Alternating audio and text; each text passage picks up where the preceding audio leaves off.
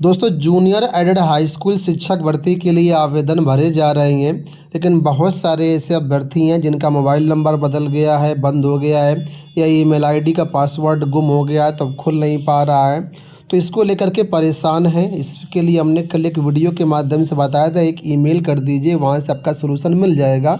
लेकिन उसके बाद भी बहुत सारे छात्रों के मेरे पास कमेंट आए, जो कि यहाँ पर आप लोग देख सकते हैं। बेबी रानी जी हैं, इधर हिमेश जी हैं, इधर यहाँ पर देखिएगा सौम्या सोनी जी हैं, जो कह रहे हैं कि हमें 4-5 दिन हो गए मेल किए, लेकिन अभी तक मोबाइल नंबर या ईमेल आईडी नहीं बदला, नहीं अपडेट हुआ। तो कैसे होगा, क्या होगा, ये सारी चीज़ें इस वीडियो में हम बात करेंगे। इसके साथ ही केवीएस या एनवीएस के लिए जो फॉर्म भरे जा रहे हैं उसमें वैलिड जो सर्टिफिकेट के फॉर्मेट है उन्हीं प्रारूप में आपको आवेदन करना होगा, अन्यथा आपका फॉर्म रिजेक्ट कर दिया जाएगा। तो जाति निवास EWS PH के वैलिड फॉर्मेट के आए, इस पर बात करेंगे। इसके साथ ही नई TGT PGT भर्ती, जो कि करीब पद आपके सामने मेंशन किए गए हैं, तो यहाँ पर बहुत सारे छात्र फॉर्म ही नहीं भर पाएंगे क्योंकि एलिजिबिलिटी क्राइटेरिया को पूरी ही नहीं कर पाएंगे। तो इन सब मुद्दों पर बात करेंगे, आप वीडियो को पूरा देखना। सबसे पहले जो अभ्यर्थी केवीएस या एनवीएस की तैयारी कर रहे हैं उनके लिए सूचना। आज इस वीडियो में हम लोग बात करने वाले हैं केवीएस पीआरटी 2026 एग्जाम की बेस्ट बुक के बारे में, जो कि चच्चू प्रकाशन की है। ये कंप्लीट गाइड बुक है प्री एग्जाम के लिए। जो आपका केवीएस पीआरटी का सिलेबस है उसमें से सारी चीज़ें कवर की गई हैं। इसमें आपको reasoning, maths, computer, GK, general English और सामान्य Hindi, total A to Z pre का सिलेबस यहाँ पर कवर किया गया है। और एक प्रीवियस ईयर पेपर भी आपको सॉल्व करके दिया गया है। 2000 से ज़्यादा बहुविकल्पीय प्रश्न हैं। यहाँ पर इसका सिलेबस देखेंगे तो सारी चीज़ें आपको समझ में आ जाएंगी, किस तरीके से सिलेबस डिजाइन किया गया। 100% according to KVS PRT syllabus के अकॉर्डिंग ये बुक है। इस पीआरटी 2023 का पेपर भी आपको हल करके दिया गया ताकि आप चीज़ों को समझ पाएँ, कैसा पेपर आता है उसका आप एनालिसिस कर पाएँ। इस बुक की भाषा काफ़ी आसान है, आसानी से कोई भी एवरेज विद्यार्थी अच्छी तैयारी यहाँ पर कर सकता है। हर चैप्टर में पहले कंटेंट को अच्छी तरीके से एक्सप्लेन किया गया, इसके बाद परीक्षा उपयोगी महत्वपूर्ण प्रश्न दिए गए और लास्ट में यहाँ पर आपको पूरी आंसर शीट भी दी गई है। ये बुक आपको ऑनलाइन अमेजन, फ्लिपकार्ट, स्नैपडील की वेबसाइट पर मिल जाएगी, फिर chaccubooks.com की वेबसाइट पर भी मिल जाएगी। लिंक वीडियो के डिस्क्रिप्शन बॉक्स में दिए गए, एक बार चेकआउट जरूर कर लेना। अब दोस्तों वीडियो में बढ़ते हैं आगे, और जूनियर एडेड को लेकर के जो समस्याएं हैं मोबाइल नंबर वगैरह को लेकर के इनकी बात कर लेते हो। तो यहाँ पर बहुत सारे साथी परेशान हैं, कई सारे मेरे पास कॉल भी आए। तो इसका क्या सलूशन है, तो देखिए 3 नवंबर को और 22 नवंबर को कार्यालय बेसिक शिक्षा की तरफ से ये नोटिस जारी करके बताया गया था कि जो ऑनलाइन फॉर्म भरे जाएंगे उसकी पूरी प्रक्रिया क्या रहेगी। इसी प्रक्रिया में इन्होंने ये भी बताया था कि मोबाइल नंबर चेंज करने की क्या प्रोसेस पूरी रहेगी। तो यहाँ पर देखिए इन्होंने बताया है कि जो मोबाइल नंबर चेंज की प्रोसेस है वो ये सिंपल है कि इस ईमेल आईडी पर आप सभी को मेल करना है, जिसमें आपको अपने आवेदन की छाया प्रति, यानी जो आपने फॉर्म भरा था उसकी छाया प्रति, पहचान पत्र, कक्षा 10 का प्रमाण पत्र, इन सब के डॉक्यूमेंट्स प्रूफ सहित स्वप्रमाणित जो है हमको भेज दीजिए। और जो भी समस्याएं होंगी उनका हम निराकरण कर देंगे, यानी मोबाइल नंबर वगैरह अपडेट कर देंगे। लेकिन छात्र जैसा कि आप लोग जानते हैं कर दिए हैं, उसके बाद भी यहाँ पर कोई सलूशन नहीं मिल पा रहा है। तो मैंने वेबसाइट पर चेक किया, यहाँ पर ये ईमेल आईडी दी गई, संपर्क सूत्र दिया गया। वैसे तो ये किसी काम के नहीं रहते हैं, फिर भी वर्किंग आवर्स में, ठीक है, यानी 10 से 4 बजे के बीच आप ट्राई करिए मोबाइल नंबर आपके रिसीव हो जाए, कॉल रिसीव हो जाए तो ठीक है। ईमेल यही है, अगर आपने नहीं किया है मेल तो पहले मेल कर दीजिए।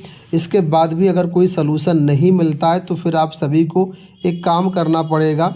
जो भी इलाहाबाद में छात्र रहते हैं उनसे कांटेक्ट करिए, और जो भी वीडियो हमारा ये देख रहे हैं, जो छात्र संगठन के नेतृत्व करने वाले लोग हैं, तो इन सभी छात्रों की समस्याओं का निराकरण करने के लिए आपको एक दिन जो है जाना चाहिए निदेशालय PNP, जहाँ भी वार्ता हो जाए। मुझे लगता है ये सब काम निदेशालय स्तर से होगा, ठीक है। तो आप एक बार जाइए और इन सभी मुद्दों को उठा करके खुल करके बात कीजिए कि ये समस्याएं छात्र मेल भी कर चुके हैं और अभी तक कोई सलूशन नहीं निकला है।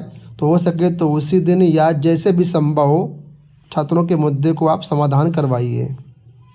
जितने भी छात्र हैं वो आप सभी के आभारी रहेंगे। देखिए फाइनल सिलेक्शन होगा या नहीं होगा वो एक अलग बात है, लेकिन कम से कम आवेदन करने का मौका मिलना चाहिए। तो चैनल के माध्यम से हमारी आपसे गुजारिश है, थोड़ा सा प्रयास कीजिए आप लोग। देखिए बहुत सारे छात्र जो यहाँ पर फॉर्म भर रहे हैं इसका, तो यहाँ पर कॉलेज लिस्ट के बारे में जानना चाह रहे थे कि कहाँ कहाँ सीटें हैं उसके बारे में बता दीजिए।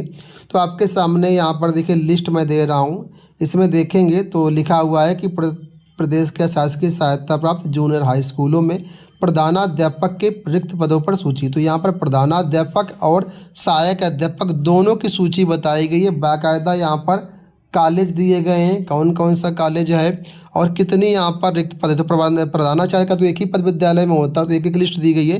लेकिन यहाँ पर नीचे की तरफ आएंगे तो जो टीचर के पद हैं यहाँ पर अलग से पूरा बाकायदा कैटेगरी वार विवरण दिया गया है।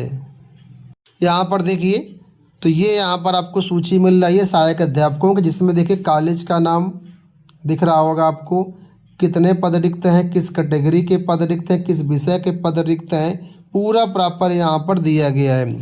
ठीक है, तो ये एक लिस्ट आप एक चेक कर लीजिए आपके ज़िले में आपके आसपास कितने पद रिक्त हैं, क्योंकि ये आपके लिए आगे फ्यूचर में काम आएगा। इसी के हिसाब से आप कॉलेज चॉइस करेंगे तो आपके लिए बेटर रहेगा। फ़िलहाल ये लिस्ट आप लोग ऑफिशियल वेबसाइट से भी डाउनलोड कर सकते हैं और हमारे टेलीग्राम चैनल से जुड़ करके आप वहाँ पर भी सेम पीडीएफ हम डाल देंगे, तो वहाँ पीडीएफ में आप चेक करके डाउनलोड करके देख लीजिएगा, आपको बहुत ही सहूलियत रहेगी। तो कंप्लीट 102 पेज की ये लिस्ट है। ठीक है, इसमें सारे दिशा निर्देश भी दिए गए हैं और कॉलेज वार, विषय वार, सब्जेक्ट वार लिस्ट भी दी गई है। अब दोस्तों हम बात करते हैं केवीएस एनवीएस से जो वैकेंसीज आई हुई हैं। यहाँ पर जाति निवास ईडब्ल्यूएस पीएच के क्या सर्टिफिकेट फॉर्मेट रहेंगे, ये जानना बहुत ज़रूरी है। पहले इसको जान लेते हैं, उसके बाद हम लोग यूपी टीजीटी वैकेंसीज की डिटेल से बात करते हैं। तो इसी नोटिफिकेशन में यहाँ पर दोस्तों नीचे की तरफ आएंगे तो यहाँ पर सारे फॉर्मेट आपको मिल जाएंगे। सबसे नीचे से मैं आपको दिखाता हूँ, यहाँ पर देखिए जो सबसे नीचे फॉर्मेट दिया गया है ये है जो लोग स्क्राइब लेते हैं। ठीक है, जो दिव्यांग छात्र होते हैं जिनको स्क्राइब की ज़रूरत रहती है उनके लिए फॉर्मेट दिया गया है। इसके बाद आएंगे ऊपर तो यहाँ पर ये एक फॉर्मेट दिया गया है जो कि पर्सन विद स्पेसिफिक डिसेबिलिटी यानी दिव्यांग छात्रों के लिए जो फॉर्मेट होता है वो फॉर्मेट यहाँ पर दिया गया है। यानी कि जिनको राइटिंग में डिफ़िकल्टी है, जिनको स्क्राइब चाहिए होता है उनके लिए फॉर्मेट है। ठीक है, तो ये यहाँ पर फॉर्मेट मिल जाएगा। इसके बाद आएंगे तो यहाँ पर ये देखिए certificate regarding physical limitation in examinee to write, तो ये एक फॉर्मेट दिया गया, अगर आपके ऊपर लागू होता है तो आप इसको यूज कर सकते हैं। ठीक है, इसके बाद यहाँ पर ये देखिए एक फॉर्मेट है फॉर्मेट 7, ये डिसेबिलिटी का फॉर्मेट है, दिव्यांगता का जो प्रमाण पत्र होता है उसका फॉर्मेट दिया गया। तो इसको आप अच्छे से देख लीजिए किस प्रकार की डिसेबिलिटी है उससे संबंधित यहाँ पर सारी चीज़ें दी गई हैं। यानी कि जो फॉर्म 5 और फॉर्म 6 में डिफ़िकल्टी है उनसे अलग अलग डिसेबिलिटी है तो ये आपका लगेगा। बाकी फॉर्म 6 अगर आपके ऊपर अप्लीकेबल होता है, देखिए फॉर्म 6 आपके पास ये भी डिसेबिलिटी का सर्टिफिकेट है, जिनको मल्टीपल डिसेबिलिटीज है उनके लिए है। इसी तरीके से एक फॉर्म 5 भी है। ठीक है, तो ये भी एक फॉर्मेट होता है डिसेबिलिटी का। तो कई सारे डिसेबिलिटी के फॉर्मेट हैं, आपके ऊपर जो भी अप्लीकेबल होता है वो आप देख लीजिएगा। अब यहाँ पर देखिए जो बाकी फॉर्मेट है तो एक फॉर्मेट डिक्लेरेशन, ये एक सर्विसमैन के लिए है। ठीक है, इसके बाद यहाँ पर देखेंगे तो ये एक अलग फॉर्मेट है, ये भी एक सर्विसमैन के लिए है, एक एज रिलैक्सेशन जिसको चाहिए उसके लिए।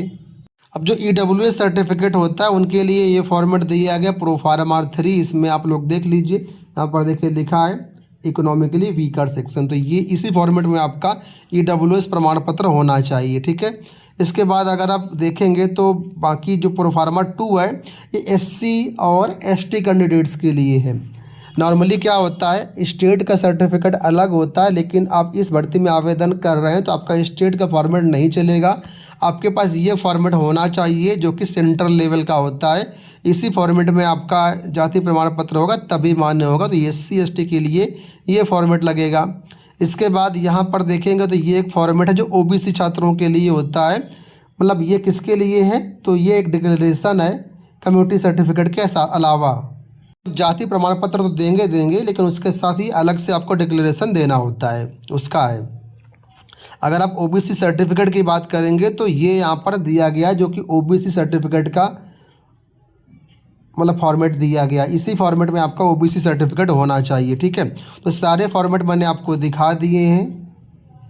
अब दोस्तों बात करते हैं यूपी टीजीटी पीजीटी वैकेंसीज को लेकर के। आज के अखबारों में देखिए दिया गया है कि सत्यापन पूरा हो चुका है रिक्त पदों का और 23,000 पदों की भर्तियां आने की तैयारी है। जनवरी फरवरी या होली तक मान लीजिए भर्तियां आने की उम्मीद है। अब ये टोटली डिपेंड करेगा आयोग पर। फिलहाल काम तेज चल रहा है अभी। फिलहाल यहाँ पर देखिए बताया गया जिसमें केवल टीजीटी के 16,000 पद हैं। 16,000 पद केवल टीजीटी के हैं। ठीक है, बाकी इसमें जो पद हैं वो प्रधानाध्यापक के भी हैं, प्रिंसिपल के भी हैं और प्रवक्ता के करीब 2700 पद हैं। तो इन पदों पर जो है भर्तियां आएंगी। तो जो भर्तियां हैं दोस्तों ये 2026 में आएंगी, लेकिन ये भर्तियां अब तक जितनी भर्तियां हुई हैं उन सबसे डिफरेंट होंगी। डिफरेंट ये होंगी कि यहाँ पर एलिजिबिलिटी क्राइटेरिया में बड़ा बदलाव होने जा रहा है। एलिजिबिलिटी क्राइटेरिया में क्या बदलाव हो रहा है वो अब मैं आपको बता देता हूँ। जितने भी पीजीटी के पद रहेंगे तो पीजीटी की भर्ती में बीएड लागू कर दिया गया है। तो जो लोग नॉन बीएड हैं वो पीजीटी में आवेदन नहीं कर पाएंगे, सीधे तौर पर बाहर हो जाएंगे। यहाँ पद 2500 है लिखा है मैंने, लेकिन वो 2700 पद है। ठीक है, तो यहाँ पर पीजीटी में अगर आपको भाग लेना है, बैठना है, तो आपको बीएड करना होगा। बिना बीएड अब गुंजाइश नहीं है। वहीं पर अगर हम बात करें टीजीटी में तो करीब 16,000 पद है टीजीटी के। तो टीजीटी में भी कई सारे विषयों के एलिजिबिलिटी क्राइटेरिया में परिवर्तन किया गया है।